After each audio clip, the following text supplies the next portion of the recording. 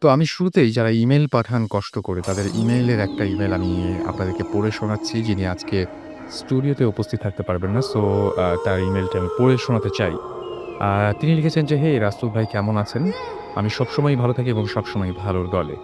আচ্ছা, তিনি লিখেছেন যে, "আমি ভূত এফএম এর রেগুলার লিসেনার। আমার একটা ঘটনা আছে। ঘটনাটা হচ্ছে প্রায় ২ বছর আগে আমি আমার ভিলেজে গিয়েছিলাম। সেটা ছিল যশোর। আমাদের বাড়ির পাশে ছিল একটা বড় পুকুর। বাড়িতে গেলে আমি মাছ মারতে যেতাম। সেইবারও মাছ মারতে গেলাম। তো সেটা ছিল রাত ১০টা কি ১১টা তখন। মাছ মারতে আমি লক্ষ্য করলাম যে আমি কোনো মাছ পাইনি, বাট আমার মাছের ঝুড়ি ভরা। আমি খুব ভয় পেয়ে গেলাম। তারপর আমি দেখতে পাই আমার পাশে যেন কে বসে আছে। ভালো করে লক্ষ্য করে দেখি আমার নিজের চেহারারই একজন লোক আমার পাশে বসে আছে। আমি ভয়ে চিৎকার করে উঠলাম। তখন সে লোকটা আমাকে বলল, আ "তুই আর বসবি না।" তখন আমি মুখ দিয়ে কোনো কথা বলার সাহস হচ্ছিল না আমার। তো ২ হাত দিয়ে সে আমার গলাটা ধরে পানির মধ্যে আমাকে ফেলে দিল। এবং তখন ছিল শীতকাল। আমি ঠান্ডায় একদম জমে গেলাম। আমি চিৎকার করতে লাগলাম। আমার চিৎকার শুনে আমার বাবা বের হয়ে এলেন এবং তিনি আমাকে উদ্ধার করলেন। সকালে হুজুর ডাকা হলো। তিনি বললেন যে আমাকে খুব খারাপ জিন অ্যাটাক করেছিল। বাট সে ব্যর্থ হয়েছিল। হুজুর আমাকে ঝেড়ে দিলেন এবং তবে এখন আমি রাতে কোনো পুকুর পাড়ে গেলে আমার যেটা হয় সেটা হচ্ছে গলা ব্যথা করে। এখনো গলা ব্যথা করে। সেটা হয়তো সেই পূর্ব স্মৃতির জন্য। সো এই ছিল ঘটনা। আপনি আপনার নামটি লিখেছেন কি? আপনি আপনার নামটি লিখেছেন, হ্যাঁ, সাভার থেকে নাহিয়ান। তিনি আমাদেরকে এই ঘটনাটি পাঠিয়েছেন। এনিওয়েজ, আর সেই সাথে আরেকটা ঘটনা, এবার একটা ঘটনায় যাই। এ তো আমাদের একজন কি বলবো যে আমাদের বিদেশি লিসনার তার আমরা ইমেইল পড়লাম। এবার দেশের একজন তিনি লিখেছেন, তার নামটা আমি পড়তে পারছি না কিন্তু তার নামটা আমি দেখতে পাচ্ছি। তিনি লিখেছেন যে, "আমি এবার এইচএসসি এক্সাম দিলাম। আমি আমার একটা ঘটনা শেয়ার করতে চাই। বাট I request you যে please don't tell my identification to anyone, okay? Because এই ঘটনাটা কারো সাথে শেয়ার করতে অনেকবার নিষেধ করা হয়েছে। তাও আমি এই ঘটনা আজকে আপনাদের সাথে শেয়ার করছি because I need someone to share it, okay? So আমার মনে হয় যে আমরা সেজন্য একেবারে পারফেক্ট। বিকজ আমি দেখলেনই যে আপনার নামটাও বলি নাই। আচ্ছা, ঘটনাটাও ২০০৯ সালের। আমি তখন মাত্র এসএসসি এক্সাম দিলাম। এসএসসি এক্সাম দেয়ার পর আ ৩ মাস ছুটি, বাট আমার বাবা অনেক অসুস্থ ছিলেন বলে বাবা এবং মা ইন্ডিয়াতে যান ট্রিটমেন্টের জন্য। বাসায় আমি এবং আমার ছোট ভাই থাকি। টাইম পাসের জন্য কোনো সোর্স না পাওয়ায় আমি একদিন দুষ্টুমি বুদ্ধি আঁটি যে আমি রাতে আননোন নাম্বারে কল করব এবং মানুষকে ডিস্টার্ব করব। যেই ভাবা সেই কাজ, আমি একটা নিউ সিম কিনে ফেলি শুধু এই কাজে ইউজ করার জন্য। সেদিন রাতে বেশ আনন্দ নিয়ে আন্দাজে একটা নাম্বারে কল করি। এট ফার্স্ট আমি শুনতে পাই যে কলার টিউন হিসেবে আরবি সূরা সেট করা আছে। ওকে। সো আমি ভাবলাম যে এটা মেবি কোনো হুজুরের নাম্বার হতে পারে। বাট আমাকে অবাক করে দিয়ে একটা অনেক সুইট ভয়েসে কেউ একজন ফোনটা ধরলো। এটা একটা মেয়ের ভয়েস ছিল এবং আমি ওর ভয়েস শুনে তাজ্জব হয়ে গেলাম যে এত সুইট কারো ভয়েস কিভাবে হতে পারে? আমি এট ফার্স্ট ওকে সালাম দিয়ে ওর সাথে গল্প করা শুরু করলাম। ওর নামটা ছিল তিবা। মেয়েটাও অনেক ফ্রেন্ডলি ছিল। সো আমি ভাবলাম যে ওকে পটানো আমার জন্য তেমন কোনো ব্যাপারই না। আফটার 3 মান্থস আমাদের ফ্রেন্ডশিপটা আরো ডিপ হলো। ও নাকি বাড়ি ভাড়াতে থাকতো। আমি ওকে অনেক পার্সোনাল লাইফ নিয়ে অনেক কোয়েশ্চেন করতাম। বাট সে কোনো সময় ওরকম ক্লিয়ার কোনো অ্যান্সার আমাকে দিত না। ওকে জানার আগ্রহ আমার আরো বেড়ে যায়। সো আমরা একদিন ঠিক করি যে আমরা দেখা করব। তো আমরা এক স্যাটারডেতে বের হলাম ধা আ ঢা দেখা করতে। আমাদের দেখা করার কথা ছিল ধানমন্ডির একটা রেস্টুরেন্টে। আমি বিকেল ৪ টায় সেখানে গেলাম। বাট আস্তে ৫টা বাজতে আস্তে ও ৫টা বাজিয়ে দিল। ওকে দেখার আগেই ও আমাকে দেখেছিল অ্যান্ড আমাকে পিছন থেকে এসে একটু ধাক্কা দিল। আমি ঘুরে ওকে দেখলাম। I was totally shocked. আমার এখানে একটা প্রশ্ন আছে, আপনাকে চিনল কিভাবে? মেবি আপনারা মনে হয় ড্রেসটা ঠিক করে গিয়েছিলেন, সেটা উল্লেখ করেননি। এবং তিনি বলছেন যে, "এত সুন্দর আমার সামনে একটা মেয়ে দাঁড়িয়ে আছে।" তিনি খুব নিজের ভাগ্যকে বিশ্বাস করতে পারছিলেন না। বাট ঐদিন ও বলল যে ওর নাকি এসিতে প্রবলেম হয়, মানে এয়ার কন্ডিশনার থাকলে। বা এয়ার কুলার চললে তার প্রবলেম হয়। তো তিনি বলছেন যে রেস্টুরেন্টের ভেতরে যেতে চাইল না। তাই আমরা ঠিক করলাম যে আমরা রিক্সাতে ঘুরবো। আমরা রিক্সা নিয়ে ধানমন্ডি থেকে মোহাম্মদপুরের দিকে যেতে থাকলাম। বাট হঠাৎ কোনো কারণ ছাড়াই প্রচণ্ড ঝড় শুরু হলো। সো আমরা পলিথিন নিলাম। মাঝখানে ওর সাথে অনেক কথাই হলো। আমরা জাস্ট একটা কথাই মনে হচ্ছিল যে আমার লাইফে এই মেয়েটা মানে মানে এত ভালো একটা ফ্রেন্ড আমি পেয়েছি। বাট ওর একসময় আ ওর হাতে টাচ লাগার সঙ্গে, সঙ্গে দেখলাম যে বরফটা মানে গাটা বরফের মতো ঠান্ডা। হঠাৎ আমি যেটা দেখলাম সেটা হলো যে পাশে তাকিয়ে দেখলাম যে আমার পাশে সাদা শাড়ি পরা একটা বুড়ি মহিলা বসে আছে অ্যান্ড তার মুখে অসংখ্য কালো এবং বড় টিউমার। অ্যান্ড আমার চোখ আমার আ আ আমা আমার চোখ মা মা আচ্ছা চোখের মধ্যে বিশাল গর্ত। আমি ভয়ে একটা চিৎকার দিয়ে উঠি অ্যান্ড তারপর আর কিছু মনে নাই। হঠাৎ করে আমি ফিল করলাম যে আমি একটা হসপিটালের বেডে শুয়ে আছি। ডক্টর এসে আমাকে জিজ্ঞেস করল যে আমার কি হয়েছিল? বাট আমি কোনো অ্যান্সার দিতে পারলাম না। বিকজ আমি নিজেও জানতাম না আমার অ্যাকচুয়ালি কি হয়েছিল। তখন ডক্টর আমাকে বললেন যে আমি নাকি রিক্সাতে অ্যাক্সিডেন্ট করেছিলাম অ্যান্ড আমি নাকি অলৌকিকভাবে বেঁচে গেছি। একটা বাস এসে অনেক জোরে রিক্সাতে আঘাত করে এবং রিক্সাটা ভেঙে চুরমার হয়ে যায়। রিক্শাওয়ালা অ্যান্ড তিবা কাউকেই নাকি ওখানে পাওয়া যায়নি।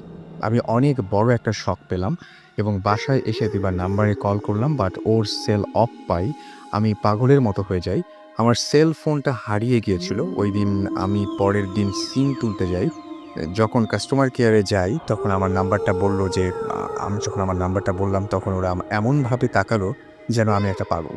ওরা বলল যে এই সিমটা কখনো ইউজ করা হয়নি। আমি স্তব্ধ হয়ে ওখানে কিছুক্ষণ দাঁড়িয়ে থাকলাম অ্যান্ড ওদের বললাম ভালো করে একবার দেখতে। বাট ওরা দেখে একই অ্যান্সার দিল। কিছুক্ষণ পর ওদের তিবা নাম্বারটা দিয়ে জিজ্ঞেস করলাম যে সিমটা দিয়ে লাস্ট কোথায় কল করা হয়েছে? বাট ওরা বলল যে এই নাম্বারটায় কোনো সিমই নেই। সেই দিনের পর থেকে আমি লাইফে খুব বাজে একটা মানে বাজে হয়ে যায় আমার লাইফটা এবং আমি আমার স্বপ্নে আগে অনেক ফিউচার জানতে পারি এবং এই সবই খুব খারাপ খবর। এবং এক্সাম্পল হিসেবে বলছি যে গত ১ তারিখ আমি স্বপ্ন দেখি যে আমাকে কে যেন কল করে বলছে, "তোকে আমি ভয় দিয়ে মারবো। তোকে আমি কষ্ট দিয়ে মারবো। আগে তোর বংশ শেষ করব। এবং তৈরি হ তোর কাছের মানুষকে বিদায় দেওয়ার জন্য।" অ্যান্ড সবচেয়ে বাজে ব্যাপারটা হলো যে ৩ তারিখে আমার মেজো মামা যে আমাদের নিচের ফ্ল্যাটে থাকতো সে কোনো কারণ ছাড়াই রাত ৩টার সময় মারা যান। যখন অ্যাকচুয়ালি আমি স্বপ্নগুলি দেখি ঠিক সেই সময়ই তিনি মারা যান। আমি জানি না কেন এসব হচ্ছে এবং আমার ফ্যামিলিতে প্রায় ১১ জন মেম্বার এভাবে মারা গেছে। আমি এখন আব্বু-আম্মুকে আগেই মরার খবর বলে দিতে পারি। সো এই ছিল ঘটনা এবং ঘটনাটা খুবই অস্বাভাবিক। তারপরে উনি পাঠিয়েছেন এবং নিজের আত্মীয়স্বজন মারা যাবার খবর দিয়েছেন। দ্যাটস ওয়াই আমি এই ঘটনাটা আপনাদের সাথে শেয়ার করলাম। জানি না আপনাদের কেমন লেগেছে? যদি আপনাদের ভালো লাগে তাহলে অবশ্যই জানাবেন। এই একটা ঘটনা শুনবো। আমাদের সঙ্গে রয়েছেন একজন আ গেস্ট যিনি আজকে তার ঘটনা শেয়ার করবেন। আপনার নামটা একটু বলবেন। হ্যালো লিসেনার্স, আমি মিথুন। আমি এর আগেও একবার এসেছিলাম। আমি ১ম এই দর্শকদের ধন্যবাদ দর্শক না সরি লিসেনার্সদের ধন্যবাদ জানাচ্ছি। আ তাদের অসংখ্য মেইল এবং রিপ্লাইয়ের জন্য এবং যার ফলে আজকে আমাদের সেকেন্ড টাইম এখানে আসা এবং সাথে ঈদের আগাম শুভেচ্ছা জানাচ্ছি। আজকে আমি যে এক্সপেরিয়েন্সটা শেয়ার করব সেটা আমার ছোট ভাইয়ের সাথে ঘটেছিল। সেটা আজ থেকে আরও ৩-৪ বছর আগের ঘটনা। কোরবানির ঈদ। তো ঈদে আমরা ফ্যামিলির সবাই মোটামুটি দেশের বাড়িতে চলে যাই। তো ওইবার আমি যেতে পারিনি আমার এক ফ্রেন্ডের বিয়ের কারণে। আর আমার ছোট ভাই ওর একটা কাজ ছিল, বিশেষ জরুরি কাজ। ও যেতে পারেনি। তো আমরা দুজনেই ঢাকাতে থেকেছিলাম। তো আমি ঈদের পরদিন আম চলে যাই কুমিল্লাতে ফ্রেন্ডের বিয়েতে। আমার ছোট ভাই বাসায় একা। তো আমি বিয়েতে ছিলাম। তো ছোট ভাই হঠাৎ করে ফোন দিল আমাকে। আ ফোন দিয়ে বলল যে, "ভাই একটা দুঃসংবাদ আছে।" আমি বললাম যে, "কি?" ও বলল যে, "ভাই আমাদের নিচতলায় যে একটা মেয়ে ছিল, আ মেয়েটা সুইসাইড করেছে আজকে।" যে ও ইট ইস ভেরি স্যাড অ্যান্ড আরেকটা বিষয় যে বেশি খারাপ লাগার জন্য যেটা বেশি খারাপ লেগেছিল সেটা হলো যে মানে ওই মেয়েটার সাথে আমার ছোট ভাইয়ের ভালো একটা ইন্টিমেসি ছিল। কারণ ওরা মানে খুবই মানে ক্লোজ ছিল এবং মানে একই ক্লাসে পড়তো। যার ফলে মানে আমাদের ফ্যামিলির সাথেও ওর একটা মানে আসা যাওয়া ছিল। জিনিসটা আমাকেও বেশ আঘাত করেছিল অকাল মৃত্যুটা। যাই হোক, তো মানে তো আমার ছোটো ভাইয়ের নাম জ্যোতি, ও আমাকে কিছুক্ষণ পর ফোন দিয়ে বললো যে ভাইয়া আরও একটা অদ্ভুত ঘটনা আছে এখানে, যে ওই আমাদের যে আঙ্কেল, উনি ওখানে থাকেন, উনি দেশের বাইরে থাকেন, আর আন্টি তোকে মানে তাদের নিচতলার যে ফ্যামিলি, ওনারা তাদের সাথে নিয়ে গেছেন। এখন মেয়েটা ৩ তলায়, আমি ৪ তলায় একা বাসায়, আর আর কেউ নেই। সো আমি বললাম যে, "তোর কি ভয় লাগছে?" "না, ভয় লাগছে না, তবে একটু অস্বস্তি ফিল করছি।" হ্যাঁ। আমি বললাম, "না, এটা কোনো বিষয় না, তুই সমস্যা নেই।" আর এরপরেও ১২টার দিকে আমাকে একবার ফোন করে। ফোন করে বলে, "ভাইয়া একটা প্রবলেম হচ্ছে।" আমি বললাম যে, "কি প্রবলেম হচ্ছে?" তো বলল যে, প্রবলেমটা হলো যে আমার টিভি দেখে লাইট অফ করে শুয়েছি। তো এখন আমার মনে হচ্ছে আমার খাটের নিচ থেকে কেউ নক করছে। ওকে। আমি বললাম যে, "খাটের নিচে নক করবে কে? তোর আমার এই খাটের ভিতর কোনো ইঁদুর-টিদুর আছে?" তোর ওর খাটটা বক্স খাট। তো ভিতরে কিছু দেখা যাচ্ছে না। ও বলে যে, "না, ইঁদুর না, ইঁদুরের শব্দ এরকম না। একদম মনে হয় যে কেউ নক করলে যেরকম শব্দটা হয়, শব্দটা সেরকম হচ্ছে।" আমি বললাম যে, "না, এটা হওয়ার কোনো কথা না। তুই এগুলা মাথায় নিস না। আমার মনে হয় যে ওই মৃত্যু বা এই টাইপের বিষয়গুলোর জন্য তোর মাথার ভেতর জিনিসগুলো ঘুরছে। তুই এটা লিভ কর।" তো ও বলল যে, "আচ্ছা ঠিক আছে।" তো কিছুক্ষণ পর ঘন্টাখানেক পর আবার আমাকে ফোন দিল। ভাইয়া বলল যে, "ভাইয়া সব প্রবলেমের মাত্রা তো আরো বাড়ছে।" আমি বললাম যে, "এখন আবার কি হলো?" ও বলল যে, "এখন একটা ওই শব্দের সাথে এক ধরনের ফিসফিসানি আওয়াজ শুনতে পাচ্ছি। মানে একটা কিশোরী কণ্ঠের ফিসফিসানি শব্দ।" আমি বললাম যে, "ফিসফিসানি শব্দ মানে কি? তুই কোনো শব্দটা কি ফিগার আউট করতে পারছিস? কি বলতে চাচ্ছে? বা এরকম কিছু কোনো ওয়ার্ড মিনিং করে কিনা?" বললেন, "না, কোনো ওয়ার্ড মিনিং আমি বুঝতে পারছি না। আমি শুধু শুনছি এক ধরনের ফিসফিস শব্দ হচ্ছে।" আ ও বলল যে, "আমার খুব খারাপ লাগছে, জিনিসটা আমি নিতে পারতেছি না।" তার আগে আপনি একটু বলেন যে আপনার ভাই এই যে মানে সে কেমন ছিল? হ্যাঁ, আমার ভাই একটা ওর সম্বন্ধে একটু বলি। আমার ভাই খুবই আ ওটা কি বলে? খুবই ফানি টাইপের একজন লোক। ও কখনোই ভৌতিক এই বিষয়গুলো কখনোই ওর কাছে খুব একটা গুরুত্বপূর্ণ ছিল না। আমরা মাঝে হরর ছবি দেখলেও ও জিনিসগুলো ও দেখতো না। ওর কাছে জিনিসগুলো কমেডির মতো লাগতো। সো এই টাইপের হরর বিষয় নিয়ে ও কখনোই খুব একটা মাথা ঘামায়নি, এবং খুবই রিয়ালিস্টিক টাইপের ছিল। খুব ফানি ছিল। এনিওয়ে, তো এরপরে আবার আমাকে ফোন দিল ঘন্টাখানেক পর যে, "ভাইয়া প্রবলেমের ই মাত্রা আরো বাড়তেছে।" আমি বললাম যে, "কি হয়েছে?" ও বলল যে, "এবার শব্দ আরো বেড়ে যাচ্ছে। ওই ফিসফিসি থেকে শব্দ আরো লাউডার হচ্ছে।" তো ভেরি প্রবলেমেটিক একটা বিষয় হচ্ছে আসলে। আমি বললাম যে, "এক কাজ কর, তুই বাসার সব লাইটগুলা জ্বেলে জোরে গান ছেড়ে রাখ। জিনিসটা আমার মনে হয় অনেকটা কাটিয়ে দিবে।" এরপরে ও তাই করল, এবং করার পরে আর কোনো ফোন-টোন করল না। এরপরে আমি ওকে ফোন দিলাম।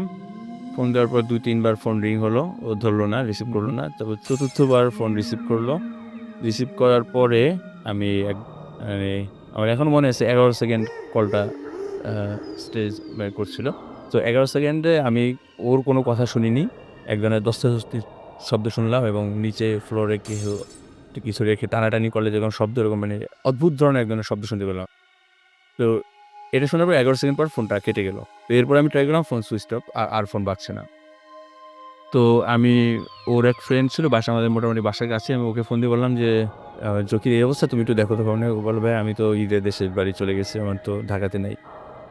এরপরে আমি আর বাবা-মাকে জিনিসটা মানে জানালাম না। কারণ তারা ইসে নাই, বাইরে আছে। তো তারা টেনশন করবে, শুধু ই করে। তো আমি করলাম কি, পরবর্তীতে যেই মানে বাচ্চাদের জন্য ওয়েট করতেছিলাম যে আমার এখন চলে যেতে হবে। কারণ শরীরের অবস্থা খুব খারাপ। তো আমি একদম ফার্স্ট যে বাসটা ছাড়লো ওখান থেকে, ওটাতে ব্যাক করলাম। তো আমার ফিরতে প্রায় ৯:৩০ মতো বাজে। বাসায় আসছি। বাসায় আসার পর কলিং বেল দিলাম কয়েকবার, কিন্তু কোনো রিপ্লাই নেই। ভেতর থেকে কেউ আসছে না। তারপর আমি বাসার কেয়ারটেকারকে সাথে নিয়ে তালা ভেঙে ভিতরে ঢুকলাম। ঢুকার পর আস্তে ওর রুমে ঢুকলাম। ওর রুমে ঢোকার পর আমার যে জিনিসটা দেখলাম, সেটা আমার আমার এতখানি এক্সপেকটেশন ছিল না আমার। মানে পুরা রুম আলো একদম এলোমেলো করা। তারপর বড় একটা আলমারি ছিল, আলমারিটা সরানো, এবং আমার ছোট ভাই বডিটা নিচে পড়ে আছে। আলমারিটা কিরকম ছিল? আলমারিটা বেশ বড় এবং ভারী একটা আলমারি ছিল। এটা কি তার পক্ষে সম্ভব যে না, এটা ওর পক্ষে কেন? এটা যখন কোনো মালপত্র ছাড়াও আমরা যখন লাগাই, আমাদের ৩-৪ জন লাগে এটা এক জায়গায় এক রুম থেকে আরেক রুমে আনতে। তো সেই আলমারিটা সরানো, এবং রুমের অবস্থা খুবই খারাপ, এবং আমি একটা জিনিস তখন খুব আমি অস্থির থাকার পরেও একটা জিনিস নোটিস করছিলাম যে রুমের ভেতরে অদ্ভুত একটা গন্ধ। গন্ধটা মানে আমি এর আগে এরকম কোনো গন্ধ এক্সপেরিয়েন্স করিনি আসলে। তো যাই হোক, আমি তখন চিন্তা আমার ছোট ভাইকে নিয়ে যে ওর কি অবস্থা? তো ওকে দেখলাম যে জ্ঞান হারানো। তো আমি তাড়াতাড়ি হসপিটালে নিয়ে গেলাম। তো ঘন্টা ২ পর ওর জ্ঞান ফিরলো। তখন আমি ওকে এ সম্বন্ধে কিছু জিজ্ঞেসই করিনি। তো পরে সুস্থ-টুস্থ হওয়ার পর বাসায় আসার পরে আমি একসময় জিজ্ঞেস করলাম যে, "আসলে ঘটনাটা কি হয়েছিল?" ও কিছু বলল না। তো আমি আবার কিছুদিন পর আবার জিজ্ঞেস করলাম যে, "আসলে কি হয়েছিল ওইদিন? তুই কিছু মানে বলছিস না কেন?" ও বলল যে, "আমি এটা নিয়ে কথা বলতে চাচ্ছি না। প্লিজ এটা নিয়ে আমাকে কখনো জিজ্ঞেস করো না।" তো এরও অনেকদিন পর আমি আবার ধরলাম। আমার আরো কাজিন-টাজিন ছিল যে ও বলল সেদিন খুব মানে মোটামুটি বিরক্ত হয়ে বলছিল যে, "আমাকে এটা নিয়ে কখনো কিছু আস্ক করবা না। কখনো জিজ্ঞেস করবা না। কারণ আমাকে বলা হয়েছিল এটা যাতে আমি না বলি।" এবং এরপর থেকে আমার ছোট ভাই অনেক নিস্তেজ হয়ে যায়। ও মানে ওই ফান-টানের বিষয়গুলো ওর ভিতর থেকে অনেকটা কমে যায় এবং আর এই ভূত-টুত টাইপের বিষয় নিয়ে আর কখনো ফান-টান ও কখনোই করেনি এবং মানে কোনো মতামত নাই। কোনো ধরনের নো কমেন্টস আরকি এই টাইপের বিষয়ে তার কোনো ইন্টারেস্ট বা কখনোই কোনো ধরনের এটা আচ্ছা, আপনারা যখন ওই যে হসপিটালে নিয়ে গেছিলেন, ডাক্তাররা দেখে কি বলছিল? ডাক্তাররা দেখে বলছিল যে মানে এক ধরনের মানে আমি বললাম যে অজ্ঞান কারণটা কি? তো বলল যে এটা কোনো হঠাৎ করে ভয় পেলে মানুষের মাঝে, মাঝে এরকম হয়ে যায়। সেটাই কোনো মানে ফিজিক্যালি কোনো ধরনের ডিসঅর্ডার হয়নি আরকি। আচ্ছা এটা বুঝলি এটা। সো এই ছিল ঘটনা। ওকে, থ্যাংক ইউ। এর সঙ্গে আরও একজন লিসনার রয়েছেন। এই মুহূর্তে তিনি গেস্ট আমাদের। তার সাথে একটা ছোট্ট ঘটনা শুনবো আমরা। আ বলুন, আপনার নামটা বলবেন। হ্যালো লিসেনার্স, আমি ইশাদ। আমি পড়াশোনার পাশাপাশি সঙ্গীতাতে ডিজাইনার হিসাবে জব করছি। যেহেতু এটা ঈদের আগে লাস্ট প্রোগ্রাম, তাই সবাইকে অগ্রিম ঈদ মোবারক। কথা না বাড়িয়ে আমি সরাসরি এক্সপিরিয়েন্সে চলে যাই। আমার বয়স তখন ৭-৮ বছর। তখন আমাদের পরিচিত খুব ক্লোজ এক চাচা ছিল। তিনি আমাদের আর কি ফ্যামিলির এই প্যারানরমাল ঘটনা-টটনা সলভ করতেন। তো মানে কোনো ধরনের কোনো ঝামেলা হলে তিনি এসে সেটা সমাধান করে দেন। তিনি কি করতেন এমনিতে? তিনি আগে আর কি খুব ছোটোখাটো একটা ব্যবসা করতেন। তো হঠাৎ আর কি ও রাস্তার মধ্যে কোনো একটা ঘটনার কারণে তার উপর এরকম আর আমরা শুনেছি যে জিনের ভর করে। তারপর থেকে এরকম ঘটনা ওনার সাথে পরিচয়। তো এরকম এক্সপেরিয়েন্স আমাদের সাথে ঘটলেও তো এরকম সলভ সেই করতেন। তো যাই হোক, একবার আমার আম্মু তাকে ইনভাইট করে বাসায়। হুম। তারপর সে আসে, সেখানে ছোটোখাটো কিছু ঘটনা ঘটে। মেইন ঘটনা হচ্ছে আমাদের পারিবারিক একটা সমস্যার কারণে আম্মুর সাথে আমার আর কি তার বাসায় যাওয়া হয়। তার বাসায় গেলাম, বেশ ভালো কথা। সেখানে রুমে কেউই ছিল না। আমি ছিলাম, আম্মু ছিলাম, আর সেই চাচা ছিলেন। তো রুমের সব বাতি জ্বালানোই ছিল। মোটামুটি নর্মাল রুমের যে পরিস্থিতি থাকে সেরকমই ছিল। তারপর আমরা বসলাম। আমি আম্মুর বাম পাশে ছিলাম, আম্মু আমার ডান পাশে ছিল। জি। সামনে আমাদের একটা টুল ছিল এবং টুলের ওই পাশে আমার চাচা বসেছিল। আর রুমে অন্য কেউই ছিল না। তারপর হঠাৎ চাচা কি বিড়বিড় করে বলতে হঠাৎ সে বলল আম্মুকে যে, "আপনি খুব শক্ত হয়ে বসেন এবং নড়াচড়া করবেন না এবং ভয় পাবেন না।" তা আম্মু সে অনুযায়ী বসে আছে শক্ত হয়ে, নড়াচড়া করছে না।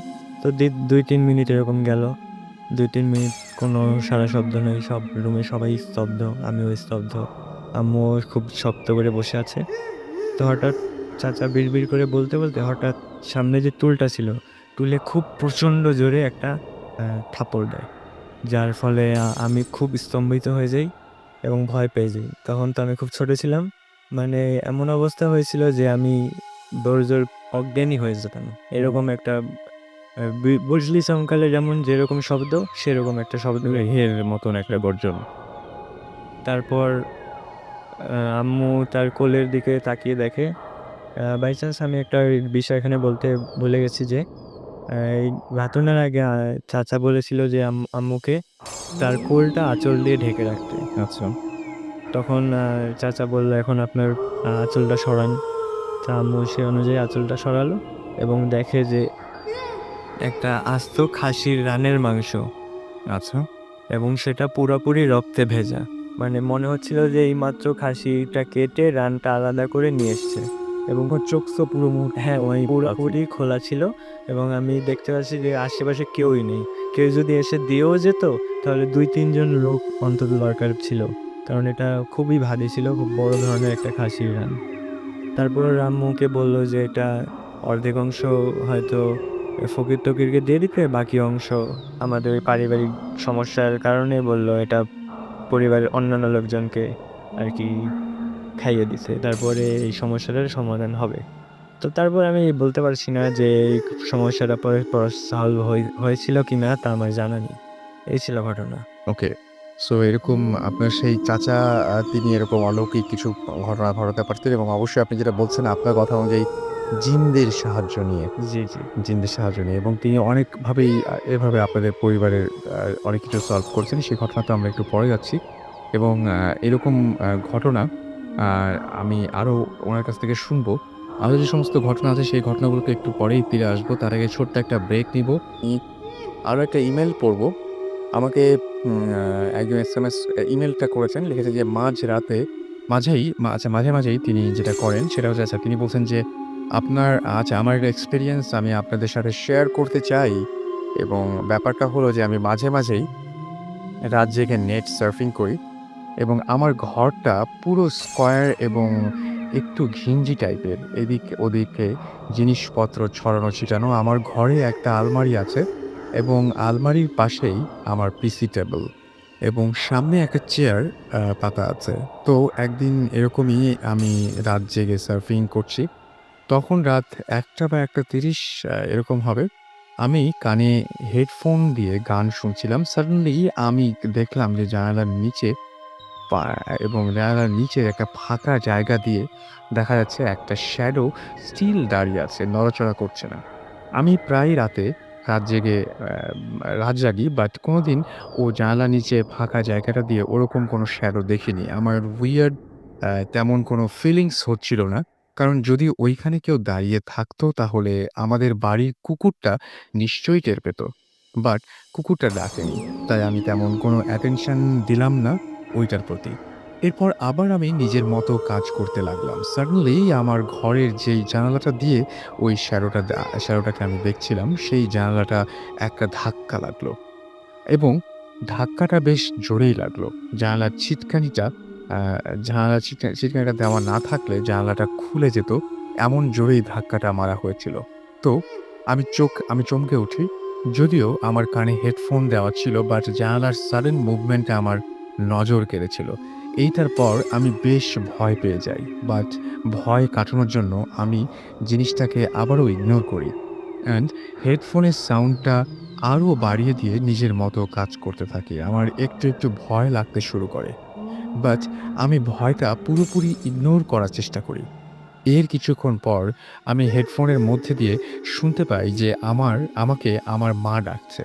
আমি কান থেকে হেডফোনটা কিছুক্ষণ নামিয়ে রাখি। বাট কোনো আওয়াজ শুনতে পাই না। এরপর আমি ভাবি হয়তো এইটা আমার মনের ভুল। এরপর আমি আবার আগের মতো হেডফোন দিয়ে গান শুনতে থাকি। বাট এইবারও ঠিক সেম ভাবেই আমার মা ডাক দেওয়ার আওয়াজ পাই। এরপর আমি মার ঘরে গিয়ে দেখি মা ঘুমোচ্ছে।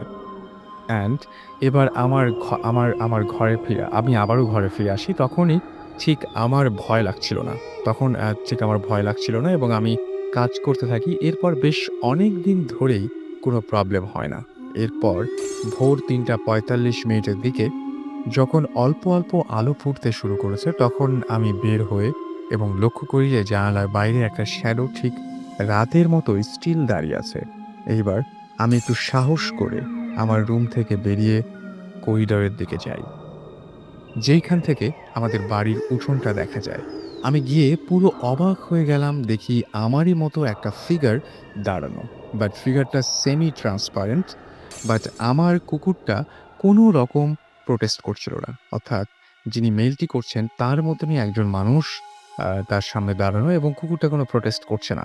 মনে হচ্ছিল যে আমার কুকুরটা ওই ফিগারটা চেনে। এরপর আমি জোরে চিৎকার দিয়ে আমার মার কাছে চলে যাই। মা-বাবাকে দৌড়ে এসে দেখি যে ওখানে কেউ নেই। এরপর ৪ দিন আমি জ্বরে ভুগেছি। তারপর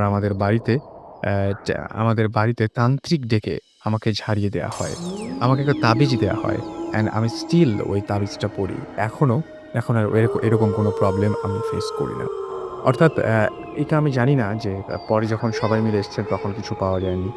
আমি শুনেছি যে কুকুর, বিড়াল এরা অনেক কিছু টের পায়। তারাও টের পায়নি। হয়তো এটা হ্যালুসিনেশন ও হতে পারে। I don't know বাট আমি গেস করে বলছি আরকি যে হতেই পারে হ্যালুসিনেশন। বাট মাঝরাতে যদি হঠাৎ করে আপনি দেখেন যে আপনার ঘরে জানালার পাশে আপনারই মতো একটা ফিগার দাঁড়িয়ে আছে, হুবহু আপনার মতন দেখতে, বা ঘরের মধ্যে কেউ হাঁটাচলা করছে যে কিনা একদমই আপনার মতো দেখতে, কেমন লাগবে?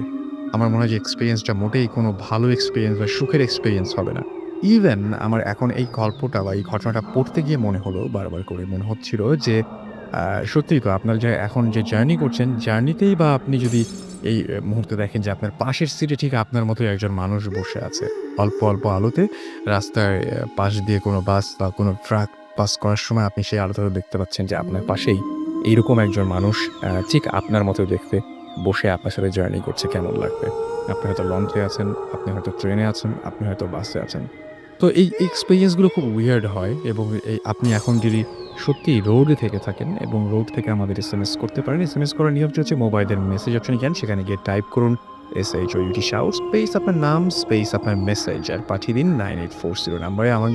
দেখতে পাচ্ছি আমাকে বেলি রেনু এসএমএস করেছেন ফ্রম যশোর। এছাড়াও রহিমা খুলনা থেকে আমাদের এসএমএস করেছেন। আমাদের এসএমএস করেছেন সৈকত। এছাড়াও গফুর আমাদের এসএমএস করেছেন। আশিক বরিশাল থেকে এসএমএস করেছেন, এবং আমাকে বলছেন যে, তিনি বলছেন যে, "আপনি কি ভূত বলতে কিছু আছে? আপনি কি আ বিশ্বাস করেন?" আমি বিশ্বাস করি বা না করি, আমার সাথে এক্সপেরিয়েন্স ঘটেছে ইনফ্যাক্ট। বিশ্বাস করি বা না করি, কিচ্ছু যায় আসে না। প্রশ্নটা হওয়া উচিত ছিল যে, আমি ভয় পাই কি ভয় পাই না? আসলে আমি ভয় পাই। আর সেক্ষেত্রে ভূত এফএমে যেগুলো আপনারা শুনছেন, সেগুলো সত্যিই কারো সাথে ঘটেছিল কিনা? বা আপনারা আসলে এরকম প্যারানরমাল কোনো ব্যাপার-স্যাপার বা এরকম কোনো একটা ওয়ার্ল্ড আছে কিনা? We don't know. বাট প্রশ্নটা হচ্ছে যে আপনি ভয় পাচ্ছেন বা মজা পাচ্ছেন কিনা? আর এখানে যারা আসেন তারা খুব আন্তরিকভাবেই তাদের জীবনের ঘটনাগুলো বলেন, এবং তারা তাদের দায়িত্বে এই ঘটনাগুলো বলেন। আমাদেরকে তালিক এসএমএস করেছেন। তালিক এসএমএস করেছেন বরিশাল থেকে। এছাড়াও অনিমেষ এসএমএস করেছেন আমাদেরকে। রবিউল এসএমএস করেছেন, এসএমএস করেছেন তুষ্টি। আমরা আরও একবার আমাদের গেস্টের কাছে যাবো, এবং ১ম যিনি ঘটনা বলেছিলেন, এক্সপেরিয়েন্স শেয়ার করেছিলেন তার কাছে আমি আবারও ফিরে যাবো, এবং আপনার 2nd একটা লাশ নিয়ে একটা ঘটনা আছে শুনেছিলাম। সেই ঘটনাটা আমি একটু শুনতে চাচ্ছি এই মুহূর্তে। হ্যাঁ, লাশ ঘর নিয়ে। লাস্ট ঘর নিয়ে। লাভ ঘর নিয়ে, রাইট। আপনার নামটা একবার বলবেন? আচ্ছা, আমি মিথুন। আমার এই 2nd ঘটনাটা ঘটেছিল বরিশালে। আমি এর আগেরবার যখন এসেছিলাম তখনও বলছিলাম যে বরিশাল মুসলিম গোরস্থানে আমার বাসা। আচ্ছা। তো গোরস্থানের বাসা হওয়ার ফলে মানে ওখানে গোরস্থান রিলেটেড অনেকগুলা ঘটনাই আসলে আমি শুনেছি এবং এক্সপেরিয়েন্স করেছি। তো এবারে যে ঘটনাটা এটা আমার এক ক্লোজেস্ট ফ্রেন্ডের সাথে ঘটেছিল। তো আমরা মাগরিব নামাজ পড়ে যার, যার বাসায় চলে যেতাম একটা আড্ডা-টাড্ডা শেষ করে। তো ওই গোরস্থানের আমার এক ফ্রেন্ডের বাসা ছিল, যার বাসার আচ্ছা তার আগে আমি একটু বলে নেই। আমাদের গোরস্থানে একটা মানে লাশ গোসল করানোর একটা ঘর ছিল। যে ঘরটাতে মানে সাধারণত লাশ গোসল করানো হয়, এবং এই ঘরটা নিয়ে বিভিন্ন ধরনের রিউমার ছিল, এবং সবাই চেষ্টা করতো এই ঘরটাকে একটু এড়িয়ে চলার। আচ্ছা। তো আমরাও মোটামুটি এই ঘরটার আশেপাশ দিয়ে খুব একটা যেতাম না। তো একদিনের ঘটনা, যেদিন আমরা আড্ডা-টাড্ডা শেষ করে মাগরিব নামাজ পড়ে মসজিদ থেকে বের হলাম। তো আমার এক ফ্রেন্ড যাবে ওর বাসায়। তো ওর বাসায় যাওয়ার জন্য গোরস্থানের ভিতর থেকে একটি শর্টকাট ছিল যে ওই লাশ ঘরের পাশ দিয়ে যাওয়া লাগে আরকি। তো ও জিনিসটা মানে মানে ওই শর্টকাটটা ও প্রায় ইউজ করতো আরকি। তো যেত। তো ওইদিন যে মানে অ্যাজ ইউজুয়াল যাচ্ছিল। যাওয়ার সময় হঠাৎ করে মানে ওটার সামনে এসে দেখে যে দরজাটা খোলা। আর ওটার দরজাটা সাধারণত বন্ধ থাকতো। লাশটা আসলে খোলা হতো, এবং পাশে লোকজন থাকতো। মানে লাশের সাথে যারা রিলেটিভ ছিল তারা হয়তো যেমন লাশ গোসল করানোর লোকজন থাকতো। তো ও দেখে যে দরজা খোলা অথচ আশেপাশে কোনো লোকজন নেই। ঘটনাটা কি? তো ও একটু কিউরিওসিটির বলেই আ ঘরটার ভিতরে একটু উঁকি দেয়। দেখে যে একটা লোক বসে আছে, আ মাথা নিচু করে, ২ হাত হাঁটুর উপরে। আর আরেকটা বিষয় আমি বলে রাখি, ঘরটার ভিতরের লাইট অফ করা ছিল। পিছনে একটা লাইট জ্বলতেছিল, এবং ঘরটার একটাই দরজা, কোনো জানালা নেই। কয়েকটি বড়, বড় ফুঁকা আছে। তো ওটা দিয়েই লাইটগুলা আসছিল। তো ও এটা দেখার পর জিজ্ঞেস করে, মানে একটু ওর কাছে একটু মানে অড লাগে। এটার ভিতর তো সাধারণত কেউ থাকে না। আর এইভাবে একটা লোক বসেছে, কারণটা কি? তো একটু সাহস নিয়ে জিজ্ঞেস করে, "ভাই আপনি কে?" তো জিজ্ঞেস করার পরে ওই লোক বলে যে, আমি মানে ২-৩ বার জিজ্ঞেস করে ও। তো একবার বলে যে, আমি জালাল।" তো বলে যে, "আপনি জালাল, আচ্ছা ঠিক আছে বুঝলাম। কিন্তু আপনি এখানে কি করেন?" তো ওই লোক বলে, আবার ২-৩ বার প্রশ্ন করলো। তো উনি ৩য় বার আবার অ্যান্সার করলো যে, "আমি তো এখানেই থাকি।" তো ও বললো যে বুঝলো যে হয়তো পাগল টাগল টাইপের কিছু একটা হতে পারে, তো ও জিনিসটা এড়িয়ে যাওয়ার চেষ্টা করলো, তো ওখান থেকে চলে যাওয়া ছিল। তো ওই লোকটা হঠাৎ করে পিছন দিয়ে ডাক দিয়ে বললো দরজা চাপ দিয়ে যা। তো ও দরজা চাপ দেয়নি, ও সোজা ওখান থেকে চলে এসছে। তো চলে কিছুক্ষণ সামনে এগোনোর পর আমাদের ওখানকার গোরস্থানে একজন কেয়ারটেকারের মতো ছিল, তো ওনার সাথে দেখা, বললো যে আঙ্কেল আপনাদের ওই লাশ ঘরের ভিতর একটা লোক বসে আছে দেখলাম, একটু অদ্ভুত টাইপের মনে হলো লোকটাকে। আচ্ছা। তখন বললো যে কেন, লাশ ঘরে তো কারো কিছু থাকার কথা না, কারণ আমার ওইটার চাবি একমাত্র আমার কাছেই থাকে, লাশ আসলে খুলে দিই, তো ওরা গোসল টোসল করায় এই। তো ও বললো যে না আমি দেখলাম একমাত্র একটা লোকে, না এটা অসম্ভব, তুমি ভুল টুল দেখছো হয়তো। তবে ওর প্রিয়াবিলিটি আঙ্কেল ওর সাথে আসে এবং আসার পরে যে দেখে যে দরজাটা লক করা। ওকে। দরজা লক করা এবং আঙ্কেল বলে এই যে লক করা, তুমি কি দেখছো? বলছেন না দরজা খোলা ছিল এবং ওই লোকের সাথে আমার কথা হয়েছে এবং যাওয়ার সময় উনি আমার বলছে যে তুমি দরজা চাপ দিয়ে যাও, কিন্তু আমি চাপ দিইনি, আমি চলে এসেছি সোজা। আঙ্কেল বললো যে না এটা তুমি কারে না কারে দেখছো, আছে তোমার সাথে কি কথা হয়েছে, নাম টাম বলছে কখনো? তো নাম বলছে যে জালাল। জালাল আচ্ছা দেখতে কেমন? দেখতে তো আসলে আমি অন্ধকারের ভিতরে যতটুকু দেখছি যে লুঙ্গি পরা খালি এক লোক, চুল টুল বড়, কালো, গায়ের রং কালো এবং শুকনো মতো, মাথা নিচু করে বসা। বলে যে জালাল নামে আমাদের এখানে এক লোক ছিল যে এখানে লাশ গোসল করানোর কাজ করতো। তো আর ও তো মারা গেছে আরো 3 বছর আগে, ওই যে ওইটার কবর পাশে দেখাই দিল। না, না, লাশ যেখানে ধোয়ানো হয় তার পাশেই। তার একটু পাশেই ওর কবরটা, জালাল সাহেবের কবরটা ছিল, জালালের কবরটা ছিল। তো এইটা শোনার পর আমার ফ্রেন্ড খুবই ঘাবড়ে গেল যে ইটস কোয়াইট ইম্পসিবল, যে এটা তো আসলে যে লোক মারা গেছে সেই লোককে আমি কিভাবে দেখি? সেই লোককে আমি কিভাবে দেবো। আরেকটা নিশ্চয়ই জানালার সাথে তার আগে পরিচয় আছে। পরিশ্রম, আরেকটা বিষয় ছিল যে ও এই আমার এই গোরস্থান রোড এলাকায় আসছে 1 বছর আগে, আর জালাল মারা গেছে 3 বছর আগে। তো মানে এমন যদি হতো যে ওর সাথে একটা মানে হ্যালুসিনেশন বা কিছু একটা করতে, এরকমই না, একদম সামথিং আউট অফ নাথিং এর ভিতর থেকে একটা লোক এসে ওর কাছে মানে ওর সাথে আলাপ হলো। তো জিনিসটা আসলে আমাদেরকে যখন বললো আমাদেরকে বেশ একটা নাড়া দিয়েছিল ঘটনাটা, যে এবং আমরা এর আগে বিভিন্ন লোকের কাছে ওই ঘর সম্বন্ধে বিভিন্ন ঘটনা শুনছি, কিন্তু এই ঘটনাটা আমাদেরই সার্কেলের একজনের সাথে ঘটলো, এই মানে যার ফলে আমরাও এরপর থেকে আর ওই ঘরের ধারে কাছে আরও যেতাম না আর কি। ওকে। সো এই ছিল ঘটনা। আচ্ছা, আমরা কিছু এসএমএস দেখে আসছি। আমাদের কাছে বেশ কিছু এসএমএস এর মধ্যে আবার চলে এসছে। আমাদেরকে মামুন বরিশাল থেকে এসএমএস করেছেন এবং আমাদেরকে কানুন লাইট অফ করে তিনি ভূত এফএম শুনছেন। Thank you. এবং তিনি বলছেন যে আচ্ছা তিনি একজন আমাদের এসএমএস করেছেন, নামটা লেখেননি, যশোর থেকে। আচ্ছা না, নামটা লিখেছেন সাবাইয়াস সামথিং, আমি নামটা পড়তে পারলাম না, সরি। বাট তিনি লিখেছেন যে এটা খুবই ইন্টারেস্টিং লাগছে তার কাছে ব্যাপারগুলো, বাট তিনি বিশ্বাস করেন না। That's another issue. আমি বলছি না যে বিশ্বাস করতেই হবে। আচ্ছা, আমাদেরকে এছাড়াও অন্যা এসএমএস করেছেন, প্রমি খুলনা থেকে এসএমএস করেছেন সুদীপ্তা মনির এসএমএস করেছেন আমাদেরকে বরিশাল থেকে এবং তিনি আমাদেরকে বলছেন যে ভূতের ফুলসা থেকে অদ্ভুত ঘটনা ঘটেছে, তার পাশে দেখতে পাচ্ছেন তিনি একটা বিড়াল, দেখে নিশ্চয়ই ভয় পেয়েছেন এবং ভয় পেয়ে চমকে উঠেছেন আর কি। আমাদেরকে এছাড়াও এসএসসি তারেক এসএমএস করেছেন এবং তার গ্রামে অনেক ঘটনা আছে। ভাই আপনার যদি ঘটনা থাকে তাহলে বলবো যে অবশ্যই আমাদের ইমেল করুন।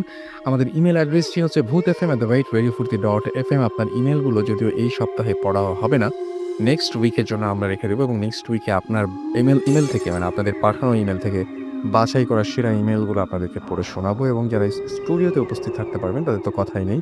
অবশ্যই উল্লেখ করে দিবেন নাম, ঠিকানা এবং ফোন নাম্বারের সাথে আপনি স্টুডিওতে এসে আপনার এক্সপিরিয়েন্স নিজে শেয়ার করতে চান, নাকি আপনি চান যে আমরা আপনার এক্সপিরিয়েন্সটা পড়ে শোনাই। এছাড়াও আমাদেরকে ঈদ মোবারক জানিয়েছেন উজ্জ্বল, আমাদেরকে এছাড়াও পিয়াস এসএমএস করেছেন, আশিকুল এসএমএস করেছেন সিলেট থেকে এবং আমাদেরকে এসএমএস করেছেন আসিফ চাপাই নবাবগঞ্জ থেকে, অনেক দূর থেকে এসএমএস করেছেন। So stay tuned two radio ফুর্তি অ্যান্ড ডোন্ট স্টপ দ্য ফুর্তি। আমরা যাচ্ছি আমাদের আরও একজন গেস্টের কাছে। আপনার নামটা একটু বলবেন আমাদের সবাইকে। হ্যালো লিসেনার্স, আমি ইয়াওয়ান। আমি আগেও একবার এসেছিলাম, আপনাদের মনে থাকতে পারে। তো যাই হোক, শুরুতেই থ্যাঙ্কস রাসেল ভাইয়া আমাকে আরও একবার ইনভাইট করার জন্য, এখানে আসার জন্য। আর আমি আরেকটু থ্যাঙ্কস জানাতে চাই, কারণ গত পর্বে আমি ফেসবুকের ডিসকর্পিয়ন্স পেজে একটা প্যারানর্মাল জার্সি দেখতে বলেছিলাম। অনেক লিসেনার দেখেছেন এবং আমরা ভালো রেসপন্স পেয়েছি, তাদেরকে মেনি থ্যাঙ্কস এবং সকল লিসেনার্সকে স্করপিয়ন্স এবং ইয়নের পক্ষ থেকে ঈদ মোবারক। ওকে, এবার আমি চলে যাব এক্সপিরিয়েন্সে। আমার গতবারের এক্সপিরিয়েন্সগুলো ছিল আমার বাকি এক্সপিরিয়েন্সে চলে একবার। হ্যাঁ, হ্যাঁ। গতবারের এক্সপিরিয়েন্সগুলো আমার বাসার এক্সপিরিয়েন্স ছিল, বাট এবারের এক্সপিরিয়েন্সগুলো অ্যাকচুয়ালি অন্য জায়গার, আমার বাসার না। ফার্স্টে আমি যে এক্সপিরিয়েন্সটা শেয়ার করবো এটা আমার এক ফ্রেন্ডের এক্সপিরিয়েন্স, আমার খুবই ক্লোজ ফ্রেন্ডের এক্সপিরিয়েন্স। তো ওর আগের বাসায় ঘটনাটা ঘটতো। ওর আগের বাসাটা ছিল ঢাকার মধ্যেই, আমি একটা জায়গাটা বলছি না, এটা বাসাবোধ ছাড়িয়ে একটা জায়গা। বাট জায়গাটা একটু লোকালয় ছাড়িয়ে আরকি, একটু খালি জায়গার, মানে ওর বাসার আশেপাশে অনেক ফাঁকা স্পেস ছিল। মানে আই মিন হ্যাঁ, নিরিবিলি ছিল। বিল্ডিংটার চারপাশে বেশ খালি ছিল। তো ওদের বাসায় একটা রহস্যময় জিনিস ছিল যে ওরা থাকতো ৪ তলায়, ৫ তলাটা ছিল ছাদওয়ালা একটা বাসা। আর ৫ তলায় যারা ভাড়াটিয়া থাকতো, তারা ৫ তলার ওই বাসাটার একটা রুম ইউজ করতে পারত না। আই মিন ওনারা বলেছেন যে ওনারা যখন বাসা দেখতে এসেছিলেন ভাড়া নেওয়ার আগে, তখনই নাকি বাড়িওয়ালা বলে দিয়েছিলেন যে আপনারা ভাড়া নিতে পারেন, বাট এই রুমটা আপনারা ইউজ করতে পারবেন না। কিন্তু কেন, কোনো উত্তর তিনি দেননি। তিনি বলছেন যে ইউজ করতে পারবেন না এবং কেন এটা প্লিজ জিজ্ঞেস করবেন না। সো এটা একটা মিস্ট্রি ছিল। তো যাই হোক, ওই ফ্রেন্ডের যে এক্সপেরিয়েন্স ছিল সেটা হচ্ছে ওর প্রতি রাতে ২:৩০ থেকে ৩টা এই সময়টার মধ্যে একবার ঘুম ভেঙে যেত। এবং ঘুম ভাঙার ২টা কারণ ছিল। ও ঘুম ভেঙে ২টা জিনিস রিয়ালাইজ করতো। এক, ছাদের থেকে কুকুরের কান্নার সাউন্ড আসতো এবং সেটা ভয়ঙ্কর রকমের একটা কান্নার সাউন্ড ছিল। এখানে বলে রাখা ভালো, কুকুরের ডাক আর কুকুরের কান্নার মধ্যে কিন্তু বেশ পার্থক্য আছে। কুকুরের ডাক আমরা অহরহ শুনি, কিন্তু কুকুরের কান্না জিনিসটা অনেক ভয়ঙ্কর। আর বিশেষ করে সেটা গভীর রাতে ঘুম ভাঙার পর যদি কেউ শোনেন, এটা আসলে মানে কেউ নিজে না শুনলে বোঝানো সম্ভব না, বেশ ভয়ঙ্কর। আরেকটা জিনিস হতো, সেটা হচ্ছে কুকুরের ডাকটাও শুনতো আর ওর মশারি টানায় শুইতো। ওর মশারিটার পার্টিকুলার একটা কোণা খুলে যেত, অন্য কোনো কোণা না। এটা প্রতি রাতেই ঘটতো যে ২:৩০ থেকে ৩টার মধ্যে ওর ঘুম ভাঙবেই এবং ভেঙেই ও রিয়েলাইজ করবে যে ওর মশারির ঠিক ওই একটা কোণায় খোলা এবং কুকুরের কান্নার সাউন্ডটা। তো ১ম রাতে ঘটার পর থেকে ২য় রাত থেকে স্বাভাবিকভাবে সে মশারি ডেফিনিটলি অনেক শক্ত করে গিট-টিট দিয়ে বাঁধতো। আর জিনিসটাতেও ভয়ও পেত রাতের বেলা। কিন্তু এই ব্যাপারটা থামছিল না। তো ৩-৪ দিন সারভাইভ করার পর ও একবার ৫ তলার ওই ফ্যামিলির কাছে গেল। ওই ফ্যামিলির কাছে গিয়ে জিজ্ঞেস করলো যে আসলে তারা কোনো কুকুর-টুকুর পালে কিনা? রাতের বেলা ছাদে তারা কি কোনো কুকুর ছেড়ে দেয় কিনা? কোনো সাউন্ড পায় কিনা, এরকম সামথিং। তো ওনারা যেটা বলেছিল যে না, ওনারা তো কুকুর পালেনই না, বরং ওনারাও এই ডাকটা শোনেন। এই কুকুরের কান্নার সাউন্ডে ওনাদেরও প্রায় রাতেই ঘুম ভেঙে যায় এবং ওনারাও এটাতে বেশ ভয় পান। ১ম নাকি তারা এরকমও করেছেন যে দরজা খুলে ছাদে গিয়ে দেখেছেন, বা মাঝে মধ্যে এরকমও করেছেন যে জানালা খুলে উঁকি দিয়ে দেখেছেন। কিন্তু কুকুর কেন, কোনো প্রাণী বা কোনো বস্তু, কোনো কিছু চিহ্নই পাওয়া যায়নি। ছাদটা থাকতো পুরাই খালি, কিন্তু সাউন্ডটা ঠিকই থাকতো, সেই কুকুরের কান্নার সাউন্ড। আর এই সাউন্ডটা আমি নিজেও একদিন শুনেছি। ওই ফ্রেন্ডের মশারি নিয়ে সমস্যাটা হওয়ার পর থেকে ও টানা ৯-১০ রাত এরকম হয়েছিল যে ঠিক ওই একটা কোণায়, রাত ২:৩০ থেকে ৩টার মধ্যে একটা কোণায় ফুলে যেত। এবং এটা অবাক ছিল, কারণ আসলে মশারি তো দুইভাবে টানানো যায়। এক কোণে একটা পিনের মধ্যে একটা মশারির একটা হোল ঢুকায় দেওয়া, অথবা দড়ি দিয়ে গিঁট দেওয়া। ও মশারিটা টানাতো অ্যাকচুয়ালি দড়ি দিয়ে গিঁট দিয়ে, এবং বেশ ওই ঘটনাটা যেহেতু ঘটতো বেশ শক্ত করে গিঁটটা দিত, কিন্তু তারপরও এটা খুলে যেত। তো একটা পর্যায়ে ও ভয় পেয়েই মশারি ইউজ করা ছেড়ে দেয়। ও ৯-১০ দিন পর মশারি ইউজ করা বন্ধ করে, ও কয়েল স্প্রে এগুলা ইউজ করা শুরু করে। তো আমাকে ঘটনাটা ও বলেছিল। আমার কাছে ব্যাপারটা ইন্টারেস্টিং লাগছে। আমি ওকে বলছিলাম যে আমি তোর বাসায় তোর সাথে একদিন রাতে থাকতে চাই। আমি নিজে একটু দেখব কি হয়। ও রাজি হলো, বাট আমাকে বলছিল যে আমি কিন্তু মশারি টানাইতে দিব না। আমি অনেক রিকোয়েস্ট করছি, তারপরেও দেয় নাই। যাই হোক, আমি যে রাতে ছিলাম সে রাতেও আমি শোয়ার আগে অনেকক্ষণ ওকে রিকোয়েস্ট করছি, প্লিজ মশারিটা টানা না, আমি একটু দেখি। কিন্তু আমি এখনো মনে করতে পারি যে জাস্ট মশারি টানানোর কথাটা বললেই ওর মানে ভয়ে ফেসটা পুরা রক্তশূন্য হয়ে যেত, যে জাস্ট লাইক মশারিটাই যেন ভূত, এরকম একটা ব্যাপার ওর মধ্যে কাজ করতো। মশারি দিতে চলে আসছিল। তো আমি তারপরে শেষ পর্যন্ত ওকে রাজি করাতে পারিনি। মশারি ছাড়াই আমরা শুয়ে পড়ি। তো রাতে আমার একটা সময় ঘুম ভেঙে যায় এবং ঘুম যখন ভাঙে তখন আমি ঘড়ির কাঁটায় দেখি যে হ্যাঁ, রাত ২:৩০ বাজে এবং আমার ফ্রেন্ডটি, আমার ঘুম ভাঙার আগে আমি দেখি যে ওই ফ্রেন্ডটি সজাগ, সে খাটে বসে আছে এবং তখন সে আর কি আমার দিকে তাকায় বলল, দেখছিস? আমি বলছিলাম না, এরকমই হয়। কিন্তু আপনাকে আপনার ফ্রেন্ড মানে ডাক দিয়ে ঘুম ভাঙায়নি বা এরকম কোনো না, এরকম কিছু না। আর কি ভাইয়া, ওর তো প্রতি রাতে এই টাইমে হতো, তো ও একটা হ্যাবিচুয়েটেড হয়ে গেছে। এই টাইমে ওর ঘুমটা ভেঙেই যায়। তো ও এইজন্য আগেই ঘুম ভেঙে উঠে বসে আছে, ভয় পাচ্ছে, কিন্তু আমাকে আর ডাকে নাই। আমার ঘুম নরমালি ভাঙছে। আর আমি উঠে তারপর বসার পর তারপর বলল যে, "এই তো, আর আমি তোকে ডেকে তুললে", এটাও কিন্তু আমাকে বলছিল, "আমি তোকে ডেকে তুললে তুই মনে করতি যে আমি তোকে দেখানোর জন্য ডাকতেছি। আমি চাচ্ছিলাম যে তুই ন্যাচারালি ওই ডাকটা শুনেই ওঠ। এজন্য আমাকে ডাকেনি।" তো তারপরে আমাকে ফ্রেন্ডটা বলল যে, এই তো শুনলি তো কুকুরের ডাকটা। আর আরেকটা জিনিস যে ও ওর বাসার আশেপাশে কিন্তু আসলে কোনো কুকুর টুকুর ছিল না। আমি যতবার ওর বাসায় গেছি কখনো দেখি নাই। আর ও বলল যে ওদের এলাকায় ওরকম কুকুরের তেমন বিচরণ নাই। আর রাতের বেলা ছাদে কুকুরের কান্নার আওয়াজ ইটস কোয়াইট ইম্পসিবল, কারণ ওদের বাসার একটা বাড়িওয়ালার নিয়ম ছিল রাত 11টার সময় গেট লক করে দেওয়া হবে। আর যেহেতু আশেপাশে এলাকাতেই কুকুরের তেমন বিচরণ নাই, 11টার সময় নিচের গেট বন্ধ, সেখানে ছাদের থেকে কুকুরের কান্নার আওয়াজ আসতেছে, এটা কোয়াইট ইম্পসিবল। এবং হ্যাঁ, এবং সাথে সাথে মশারিটাও খুলে যাচ্ছে। আর ওই পাঁচতলায় যারা থাকতো তারা পর্যন্ত সাউন্ডটা শুনে এবং ছাদে গিয়ে দেখে যে কিছু নাই। এটা খুবই ইন্টারেস্টিং, আমি ঠিক বলতে চাচ্ছি না, আনইউজুয়াল অ্যাকচুয়ালি। এটা বেশ ভয়ঙ্কর। আসলে যার সাথে ঘটে সে খুব ব্যাপারটা বুঝতে পারে ভালো মতো। আমি দেখেছি, আমার ফ্রেন্ডের এক্সপ্রেশনটা দেখে আমি বুঝেছি যে জিনিসটা যে ওকে কতটা ভয় পাওয়াচ্ছে। এবং ও আমাকে বলেছিল যে ভাগ্যিস মশারিটা টানাই নেই, মশারিটা টানাইলে দেখতা যে আরও কতটা ভয় লাগে, কারণ ও বুঝতে পেরেছিল যে কুকুরের ডাকে আমি নিজেও ভয় পেয়ে গিয়েছিলাম। ওকে। আর এই সাথে আরও একজন গেস্টের ঘটনা আমরা একটু শুনতে চাই। আপনি একটু আগে আপনার নামটাকে বলবেন। Hello listeners, this is Ershad again. আচ্ছা, আপনি যেটা বলছিলেন সেটা হচ্ছে যে আপনার একজন চাচা আছেন এবং তিনি অলৌকিক অনেক কিছু ঘটাতে পারতেন, তার সেই ক্ষমতা ছিল। তো আর কি অলৌকিক ব্যাপার-স্যাপার ঘটেছিল আপনাদের বাসায়? এই ধরনের আরও কিছু এক্সপিরিয়েন্স আছে আমার নিজের। তো একবার আমার আম্মু তাকে ইনভাইট করে আমাদের বাসায়। তো ইনি সেই ইনভাইটেশন অনুযায়ী আসে আমাদের বাসায়। তো এসেই, যেহেতু আমরা তখন খুব আমার আদর করতো আমাদেরকে, তো এসেই জিজ্ঞেস করতো তোমরা কি খাবা? তখন আমি ছোট ছিলাম, তখন আমার প্রিয় ছিল কিসমিস। তো বলতাম কিসমিস খাবো, তখন সে বলতো, আম্মুকে বলতো একটা প্লেট নিয়ে আসো। তো আম্মু তখন প্লেটটা নিয়ে আসতো। তো প্লেট নিয়ে এসে তো বলতো এই প্লেটটা একটা গামছা দিয়ে ঢেকে রাখতে। তারপর তিনি ওই গামছার ভেতরে হাতটা ঢুকাতেন। হাত ঢুকিয়ে তা ২-১ মিনিট পরে দেখা যাচ্ছে প্লেটের মধ্যে কিছু একটা পড়ছে। মানে প্লেটের মধ্যে এক মুঠ চাল নিয়ে যদি ছাড়া হয় যে এরকম শব্দ, সেই শব্দটা পাচ্ছি। কিন্তু আমার হাত ছিল ভিতরে। হাত ভিতরে ছিল এবং ঢাকা ছিল গামছা দিয়ে। হাতের মধ্যে কিসমিস থাকার কোনো না, সম্ভাবনা না, নেই। কোনো সম্ভব হয় নাই। আর তারপর যখন উনি এই গামছাটা সরাতে বলেন, তখন দেখা যায় যে পুরা প্লেটটা ভরা কিসমিস। হাতে মুঠ করে রাখার মতো কিসমিসের পরিমাণটা খুব বেশি পরিমাণ।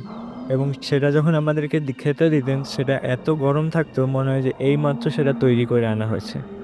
তো সেই দিনেরই আরেকটা ঘটনা হলো, তখন আম্মুকে যখন জিজ্ঞেস করে তুমি কি খাবা, তখন আম্মু বলে গেন্ডারি খাবো। তখন আমাদের এই বারান্দায় নিয়ে আসে আমাদের। গ্যান্ড্রি হয়তো বুঝবেন না। গ্যান্ড্রি মানে হচ্ছে আখ, জি, জি, সুগার কেন। জি। ওকে। তো তখন আমরা বারান্দায় নিয়ে আসে। তো বারান্দার থেকে প্রায় ১০-১৫ ফিট দূরে আরেকটা বাড়ি ছিল। ওই বাড়িতে একটা আর কি আম গাছ ছিল। তো এই বারান্দায় নিয়ে আসে। তারপর সে বলে ওই আগের মতোই প্লেটটার সাথেই থাকে এবং গামছাটাও থাকে। সে গ্রিলের বাইরে থেকে হাত দেয় এবং গ্রিলের বাইরেই সে প্লেটটা ধরে এবং গামছা দিয়ে আগের মতোই ঢাকা থাকে। তো কিছুক্ষণ পরই এবং সে তখন একটা হাতে ছুরি নিয়ে নেয়, অবশ্য ছুরি নিয়ে হাত ঢাকা ছিল, ভিতরে কাটা শুরু করে।